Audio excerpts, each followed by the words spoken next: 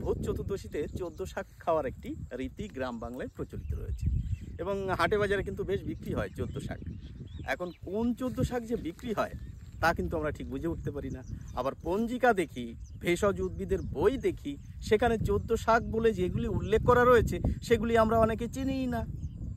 আমি এবার যে কাজটি করার জন্য এগিয়ে এসেছি সেটি হচ্ছে আমি এই 14টি শাক আপনাদের হাতে কলমে দেখাবো এবং এটি করার সাহস পেয়েছি আপনারাই আমাকে নির্দেশ দিয়েছেন যে প্রতিটি শাক আমাদের দেখাতে হবে।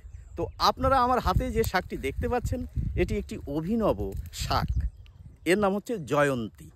জয়ন্তী নামটি কী জন্য বিখ্যাত বলুন তো? এক হচ্ছে এটি 14 শাকের ভিতর একটি, আবার দুর্গাপুজোর সময় যে নবপত্রিকা অর্থাৎ 9টি গাছের পাতার কথা বলা হয়ে থাকে তার ভিতরেও কিন্তু এই জয়ন্তীর নাম উল্লেখ রয়েছে।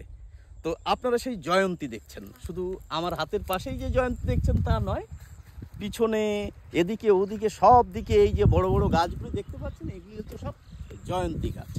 তো জয়ন্তী গাছটি দেখতে কিসের মতো? আমি বলবো কাঠশোলা গাছের মতো দেখতে খানিকটা। এর কাণ্ডের দিকে তাকালে একটু নতুন ধরনের মনে হবে, কাণ্ডটি কিন্তু ঠিক কাঠশোলার মতো নয়, কিন্তু এর পাতাগুলি কাঠশোলার মতো, এর ফুলগুলিও কাঠশোলার মতো।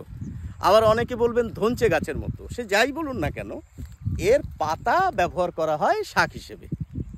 এবং এই পাতা ব্যবহার করলে কি উপকার হয় আমরা একটি উপকারের নাম বলি, কাশি সেরে যায়।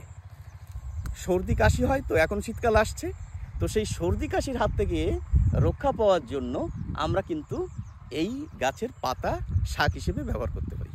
যাই হোক, আপনারা দেখলেন জয়ন্তী গাছ।